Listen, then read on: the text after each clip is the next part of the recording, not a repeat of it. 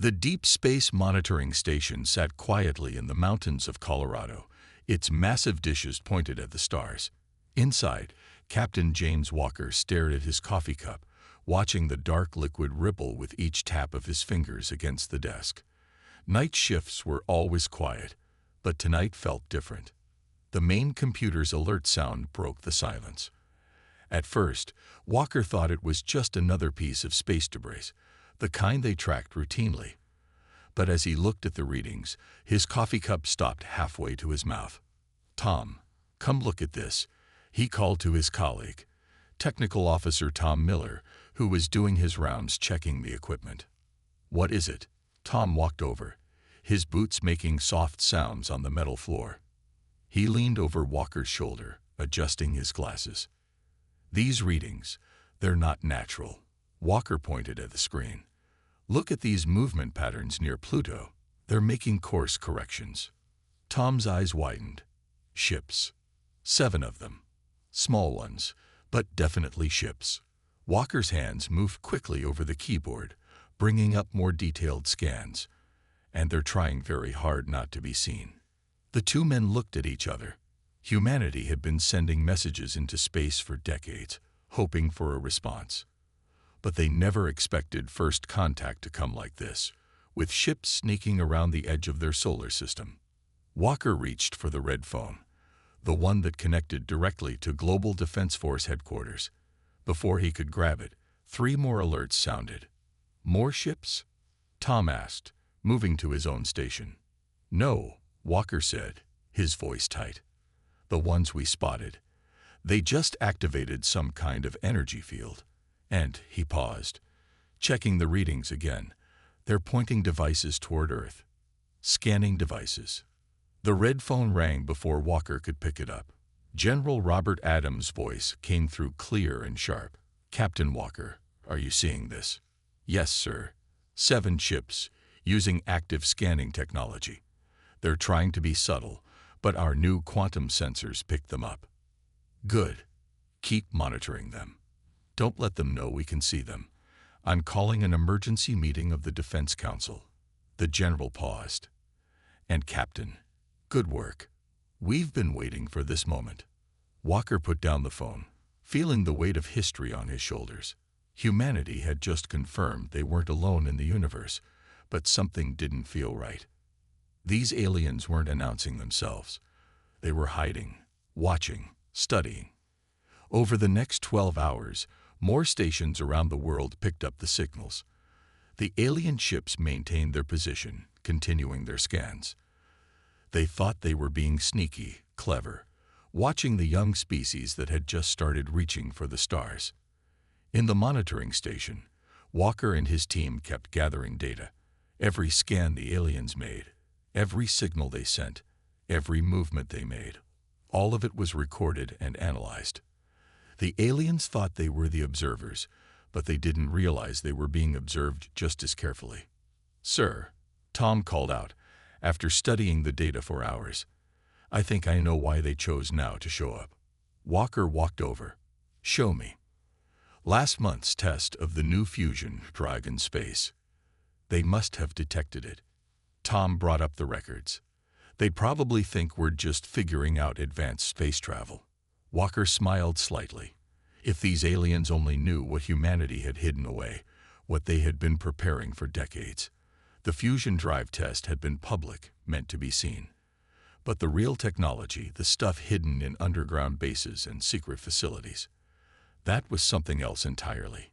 "Keep monitoring them," Walker ordered his team. "Record everything.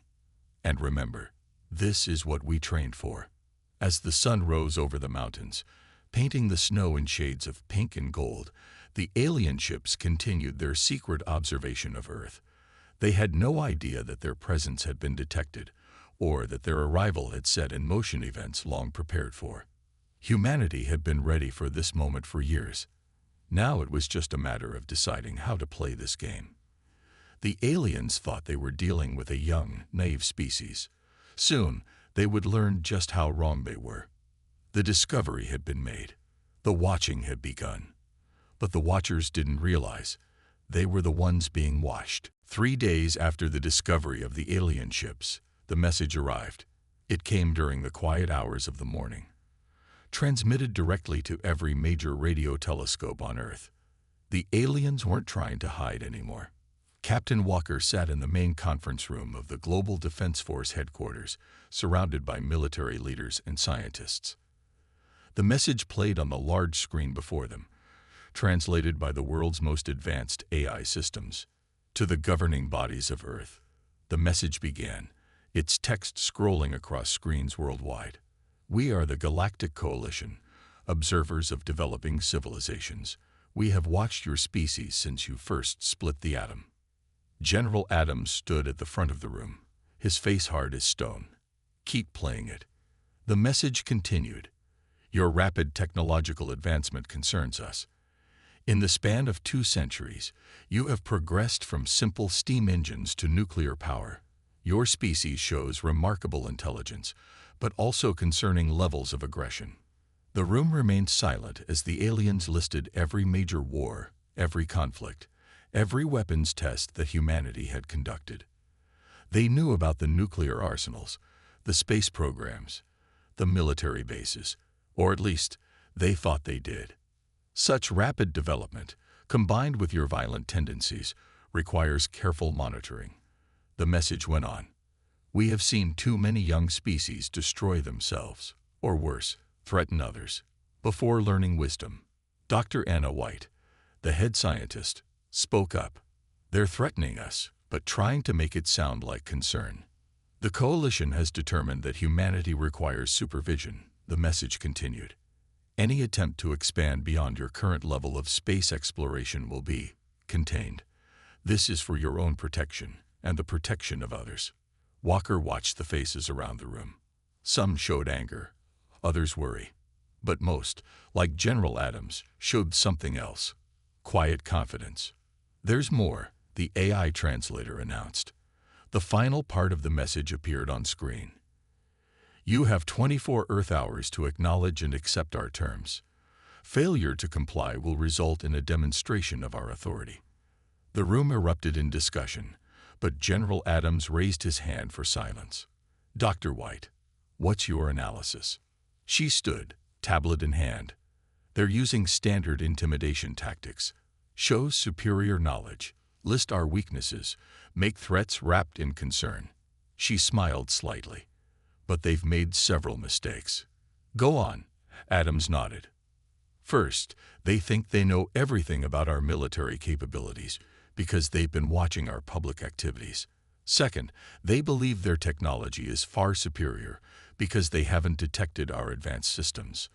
And third, she paused, they're assuming we'll react with fear. Walker remembered the hidden facilities, the technology that had been developed in complete secrecy.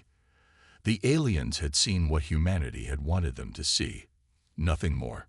Time to show them our response. Adams asked the room. The assembled leaders nodded. They had prepared for this moment for generations. Since the first UFO sightings, humanity had known this day might come. They had built their visible technology to be impressive, but not threatening, while developing their real capabilities in secret. Walker thought about the message these aliens had sent. So confident, so condescending. They thought they were dealing with children who needed guidance. They had no idea they were poking a sleeping giant. General Adams picked up his secure phone. This is Adams. Initialize Protocol Omega. Begin warming up the quantum shields. And get me a direct line to their ships. He looked around the room. Let's show them what humanity's really capable of. As the room burst into activity, Walker caught Dr. White's eye. She smiled. You know what's funny? She said. They think they're the teachers coming to instruct the students. They have no idea they're about to become the students themselves. Outside, the sun was setting over the mountains. In space, the alien ships waited for Earth's response, confident in their superiority. They were about to learn a lesson that would shake the galaxy. Never underestimate humanity. The message had been delivered.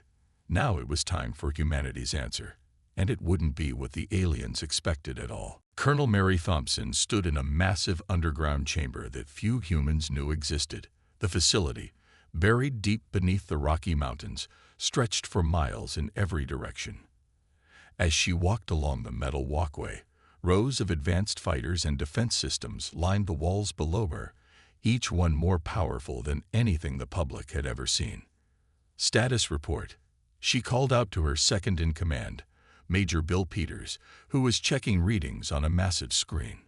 "All systems are coming online exactly as planned," he replied, his fingers moving across the holographic display. "The quantum shields around major cities are at 90% power, but still invisible to standard scans. The aliens haven't noticed anything yet." Thompson nodded, remembering how they had gotten here. After the first UFO crashes in the 1950s, humanity had realized they weren't alone. Instead of panicking, they had done something unexpected. They had prepared in secret, while pretending to be less advanced than they really were. "What about the orbital platforms?" she asked, moving to another station where technicians worked frantically. "All 23 defense satellites are ready," a young technician reported. "They look like normal communication satellites from the outside, but the weapon systems are fully operational."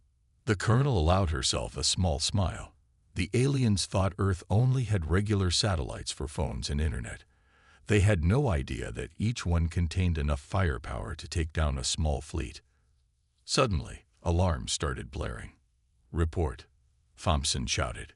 "The alien ships are moving closer," Major Peters announced. "They're taking up position around Earth. Looks like they're preparing for their demonstration of authority." Thompson pressed a button on her communicator. "This is Colonel Thompson. All bases, report in." One by one, the secret facilities around the world checked in. Under the ice of Antarctica, beneath the deserts of Australia, in the depths of the Pacific Ocean, humanity had built bases everywhere, each one hidden from alien eyes. "Remember," she addressed her crew, "everything we've done for the past 70 years has been for this moment. Those aliens up there think they're dealing with a primitive species that just figured out how to split atoms. They have no idea that we reversed engineered their technology decades ago." On the main screen, red dots showed the positions of the alien ships. They were spreading out, probably planning to surround Earth. They still thought they had the upper hand. "Major," Thompson called out, "show me the activation sequence for Base Defense Protocol Alpha." A new screen appeared, showing a complex series of commands. This was the moment of truth. Once they activated these systems, there would be no going back. The aliens would know they had been fooled. "Colonel," a voice called from across the room. "Message from General Adams. They're ready to begin the demonstration." Thompson took a deep breath. This was what she had trained for her entire career. "Send the activation codes to all bases. It's time to show them what humanity can really do." Around the world, hidden doors began to open. Mountains that seemed solid revealed massive hangar doors. Desert sands shifted as platforms rose from below. The ocean stirred as underwater bases activated their defenses. "Ma'am," Major Peters reported, his voice filled with pride, "all systems are go. Quantum shields are ready. Defense satellites are armed. Underground bases are online. Should we begin?" Colonel Thompson looked at the screen showing the alien ships.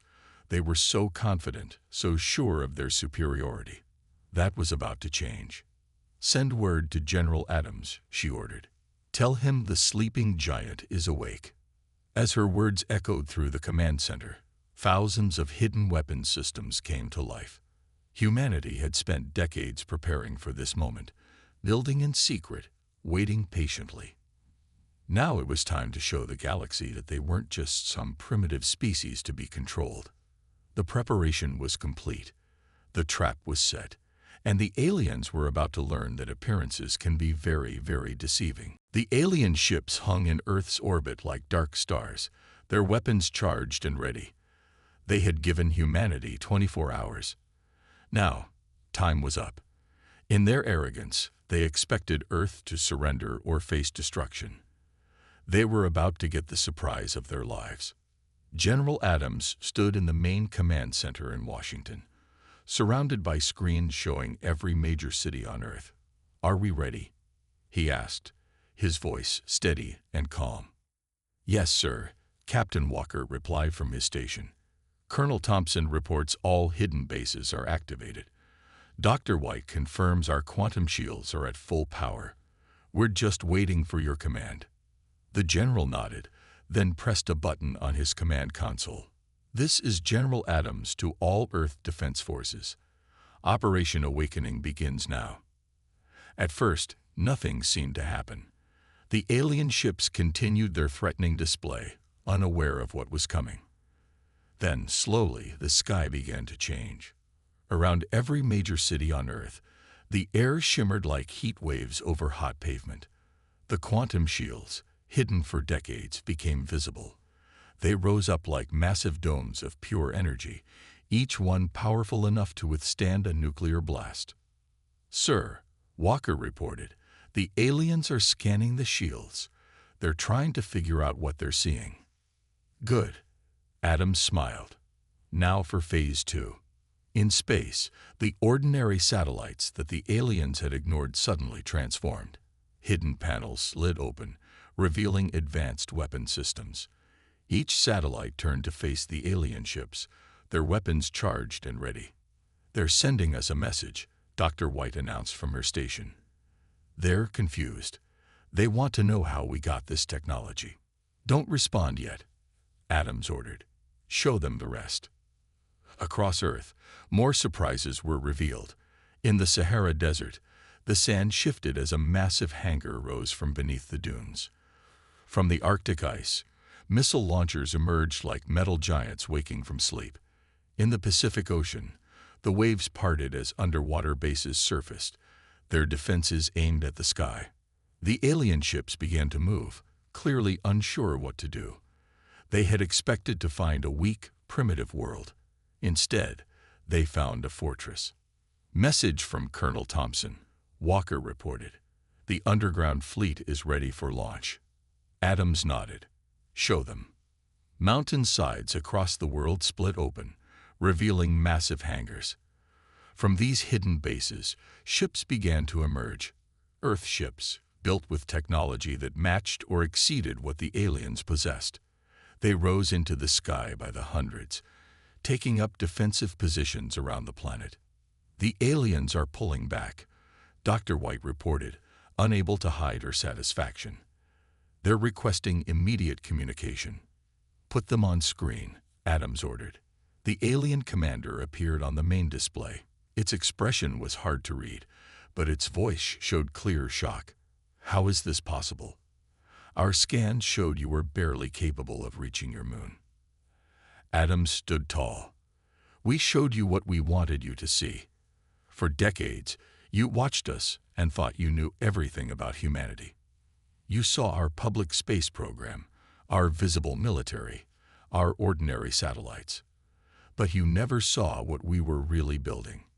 "Impossible," the alien commander protested. "No species could hide such advancement." "We did," Adams replied.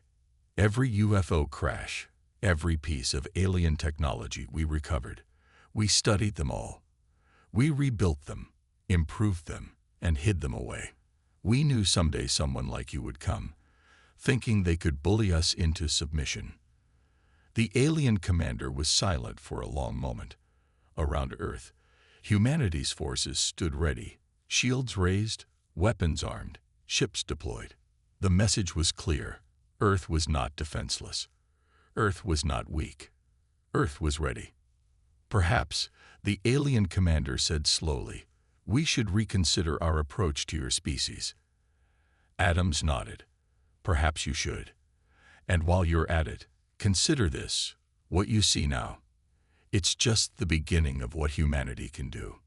The demonstration was complete. In less than an hour, humanity had changed from an apparently primitive species to a force that demanded respect. And they weren't done showing what they could do. Not by a long shot. Admiral Thomas Reed walked through the holographic display in the war room of the Atlantic Command Center.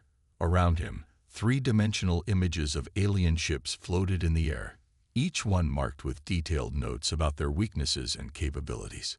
"Send the package," he ordered, his voice firm and clear. Dr. White, who had been transferred to his command, looked up from her station. "Sir, are you sure? This will tell them everything we know about their ships." "That's exactly what I want." Reed smiled. "They need to understand just how closely we've been watching them." The data package they were about to send was the result of 70 years of careful observation. Every alien ship that had ever visited Earth, every piece of technology they'd recovered, every signal they'd intercepted, all of it had been studied and documented. "Package ready for transmission," announced Lieutenant Mark Roberts from his communication station, "broadcasting on all frequencies they use." The Admiral nodded. "Begin transmission." On the alien ships, commanders and crew gathered around their screens as data began pouring in. The humans weren't just sending a message. They were sending detailed scans of alien ship designs, complete with notes about structural weaknesses and defensive gaps. "Now playing on all channels," Roberts reported, in both their language and ours. Admiral Reed's voice echoed across space. "To the Galactic Coalition ships currently in Earth orbit, we've prepared a detailed analysis of your fleet's capabilities. Please pay special attention to sections 12 through 15, where we outline the vulnerabilities in your shield systems." The alien ship's energy readings fluctuated as their crews scrambled to understand how humans had gained such detailed knowledge of their technology. "Section 20 might also interest you," Reed continued, his voice calm but firm. "It shows how we developed countermeasures to your weapons systems. We've had decades to study similar technology from other alien ships that visited Earth." Dr. White monitored the alien ship's reactions. "Sir, they're running emergency scans of their own vessels. They're realizing everything we sent them is accurate." "Good." Reed nodded. "Time for the second part." A new set of data began transmitting. This time, it showed Earth's true defensive capabilities, not just what they had revealed earlier, but everything. The quantum phase torpedoes that could bypass alien shields, the gravity pulse weapons that could disable their engines, the nanoswarm missiles that could adapt to any defense. "They're responding," Roberts announced. The alien commander's voice came through, sounding much less confident than before. "How long have you known about our weaknesses?" "Since your first scout ship arrived 50 years ago," Reed replied. "Did you think we didn't notice? We tracked every ship, studied every piece of technology we could find. We learned. We adapted. We prepared." The Admiral walked to the main viewing screen, where he could see the alien fleet hanging in orbit. "Your ships are impressive, but they're not invincible. Your Class 4 shield generators have a refresh rate of 0.3 seconds. Your main weapons need 2.7 seconds to recharge. We know every detail, every weakness, every flaw." Silence filled the communication channels. The aliens were beginning to understand. They hadn't been dealing with ignorant primitives. They had been dealing with a species that had been quietly studying them for generations. "One more thing," Reed added. "Everything we've shown you. That's just what we're willing to reveal. Consider carefully what we might be keeping secret." Dr. White checked her readings. "Sir, their ships are powering down weapons. They're switching to defensive posture only." Reed smiled. The message had been received. Humanity hadn't just shown their strength. They had demonstrated their intelligence, their patience, and their ability to plan long-term. "Lieutenant," he called to Roberts, "send them the final part of our message. Let them know that Earth is open to peaceful dialogue, but only as equals." The response had been delivered. Now the galaxy would have to accept a new truth. Humanity wasn't just another primitive species to be contained.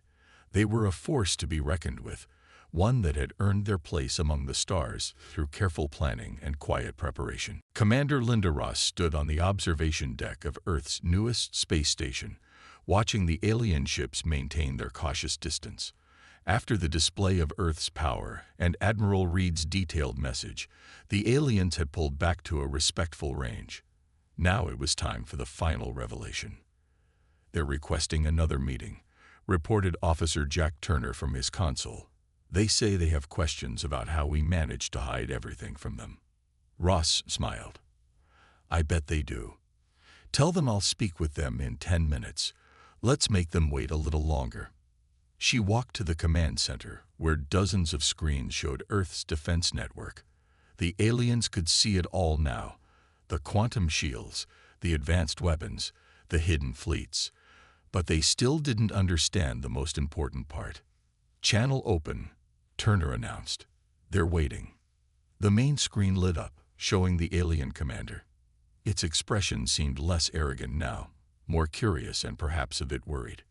"Commander Ross," the alien began, "we've analyzed your capabilities. It seems impossible that you could have hidden such advanced technology from our scans." "Actually," Ross replied, "it was quite simple. We let you see exactly what you expected to see." She pressed a button, and new data appeared on the alien screen. "These are your observation reports from the past 50 years. We've had access to them the entire time." The alien commander's eyes widened. "That's not possible. Our systems are completely secure." Ross couldn't help but laugh. "Are they? Did you never wonder why humans seem to develop technology in exactly the way you expected? Why our space program progressed so predictably? Why our military capabilities seem to match your predictions perfectly?" Understanding began to dawn in the alien's expression. Ross continued, "We knew you were watching. We knew what you wanted to see, so we gave you a carefully crafted show." She brought up more images, secret facilities that had been hidden in plain sight, technology that had been disguised as something more primitive, advances that had been completely concealed. "Every time you watched us test a new rocket, we were really testing something far more advanced underground.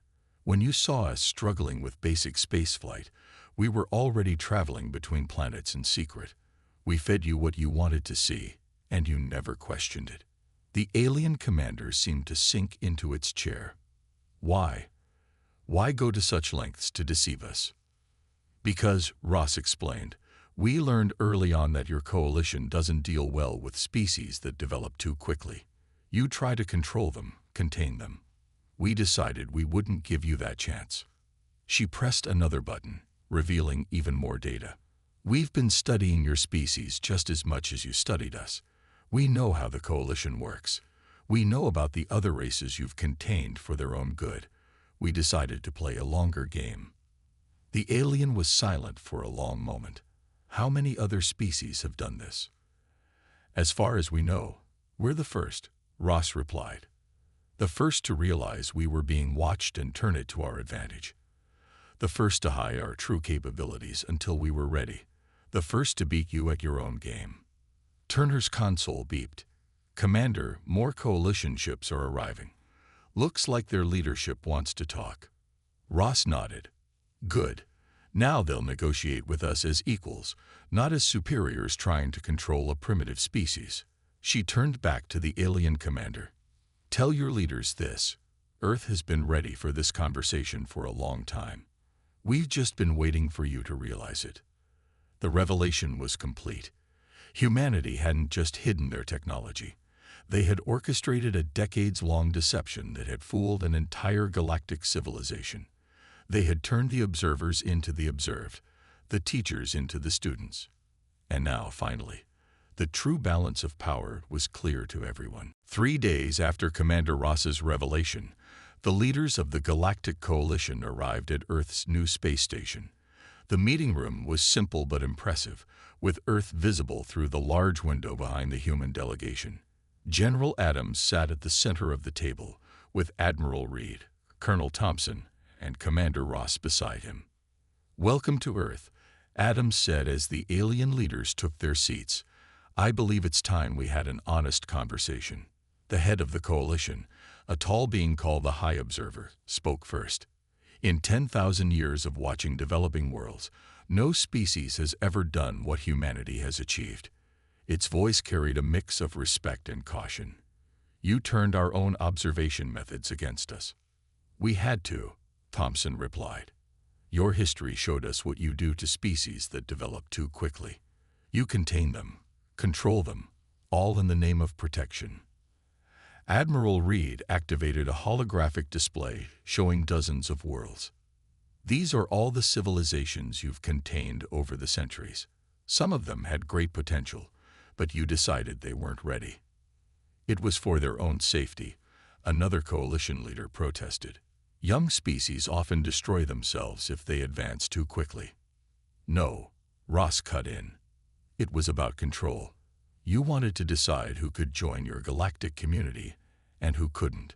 You appointed yourselves as judges of every new species you found. The High Observer leaned forward. And you think you know better.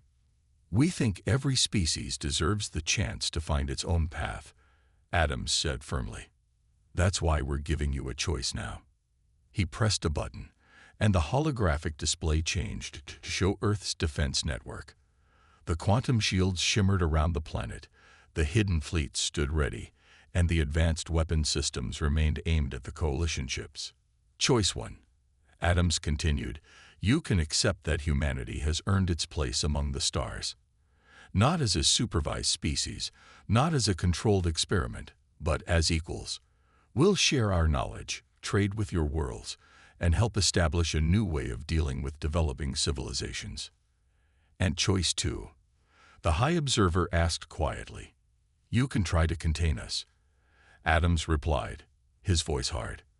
But understand this, everything we've shown you, every weapon and shield and ship, is just the beginning. We've spent decades preparing for this moment. We're ready for any fight you might bring. The room fell silent. The coalition leaders looked at each other, communicating in their own way. Finally, the High Observer spoke again. You must understand our position. For millennia, we've protected the galaxy from species that weren't ready for their own power. We've prevented countless wars, stopped dozens of civilizations from destroying themselves. Maybe, Thompson said, it's time for a new approach. Instead of containing species, help them grow. Guide them without controlling them. Let them make their own choices. Commander Ross stood and walked to the window, looking down at Earth. Our planet has seen its share of wars and conflicts, but we've also seen what we can achieve when we work together. We're not perfect, but we're ready to be part of something bigger. The High Observer was quiet for a long moment. Then, slowly, it nodded. Perhaps you are right. Your species has shown remarkable patience, planning, and wisdom in how you handled our observation. You could have revealed yourselves at any time, but you waited until you were truly ready. So, Adams asked, do we have an agreement? Yes, the High Observer replied. The Coalition accepts Earth as an equal partner. And we will consider your suggestions about how to handle other developing worlds. As the meeting concluded and the alien leaders prepared to leave, Commander Ross turned to General Adams. Sir, do you think they'll keep their word? Adams smiled. They know we're watching them now, just as carefully as they watched us. They understand that humanity isn't just ready for the galaxy. We're ready to help shape its future. The understanding had been reached.